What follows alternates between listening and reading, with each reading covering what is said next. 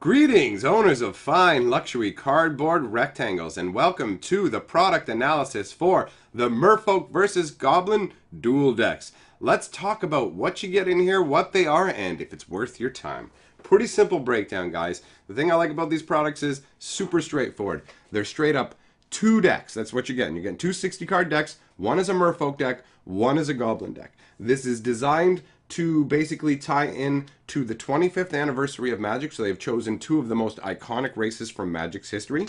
The release date for this is November 10th. The suggested retail price for this is $20 American or 25 to 30 Canadian, and we will be using Canadian pricing for this video. So, in terms of the decks, first of all, if you want to know the big money value cards out of the deck, we'll talk about those. So from the Merfolk deck, we have the Master of the Pearl Trident, which is an $8 card. We have the Marrow Reejery, which is a $5 card, and both of those are Merfolk Lords. You've got your Wake Thrasher at $3.50, your Master of Waves at $5, and Misdirection coming in at $3. So those are all the valuable cards that exist inside of the Merfolk deck, and they are worth a combined $24.50. The Goblin deck has Warren Instigator for $10, Goblin Chieftain for $5, Goblin Rabblemaster for $3, two Goblin Ringleaders at $3 apiece, Krenko at $5, two Tower Fires at $1 apiece, and a Goblin Charbelcher for an additional $1. So the Goblin deck is worth more money at a total of $32. So in total, the cards that are worth money out of this box set are worth $56.50, roughly. Now, there may be some impact in terms of the value of these cards decreasing after the release of this set. That would be unsurprising, as this does increase the number of cards, versions of these available. However, these decks are generally printed in short enough supply that decrease in price is short-lived, and the cards generally bounce back to where they were. So, with that in mind, if you want to know the basic concept behind the deck, the Goblin deck, first of all, actually, let me say this. They have a wide range of Merfolk and Goblins in these decks. They haven't gone with a lot of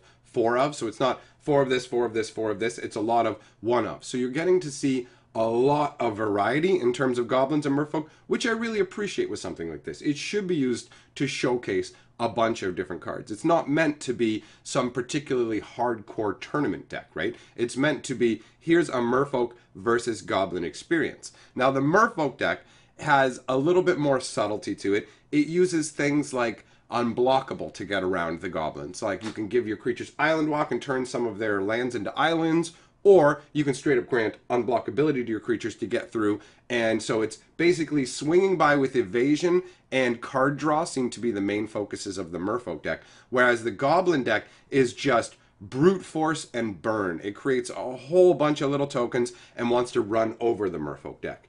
Now, in terms of balance as to how well they will play against each other, that's a good question. Looking at the two deck lists, it does look like the Goblin deck list has an advantage. It looks like it's more aggressive and has stronger cards, but depending on the draw you get with the Merfolk deck, Master of Waves, for example, can generate a lot of tokens out of nowhere. So basically, it can rise up an army that you can use to hold off the Goblin army. And with some other lords going on, it could be pretty decent. Plus, the fact that you have one Misdirection in the deck allows for some fun redirects of a Goblin Grenade or Tarfire. So without seeing the decks in play, it doesn't seem like there's obviously one that is better. It does seem like the Goblin deck is better than Merfolk.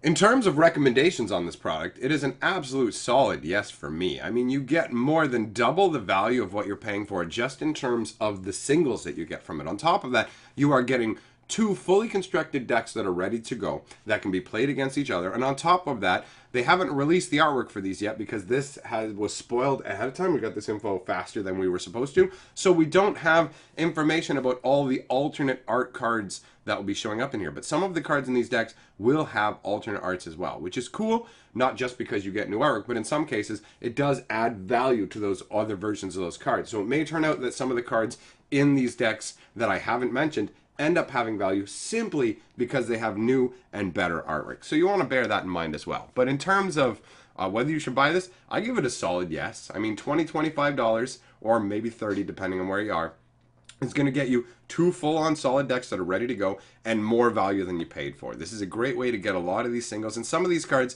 are pretty hard to track down. Like Warren Instigators and things like that are not easy to come by. And for some reason, I wrote the card down as Warren Investigator. That's hilarious. So if I called it Warren Investigator earlier by accident, it's Warren Instigator. That's hilarious.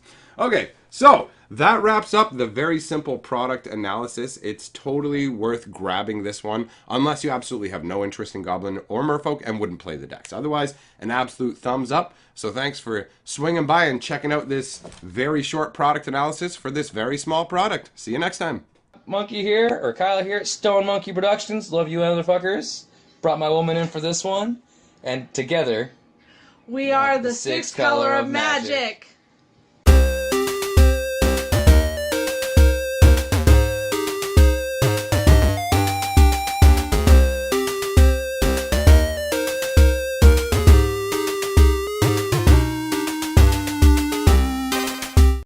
Harp Media, we the best magic!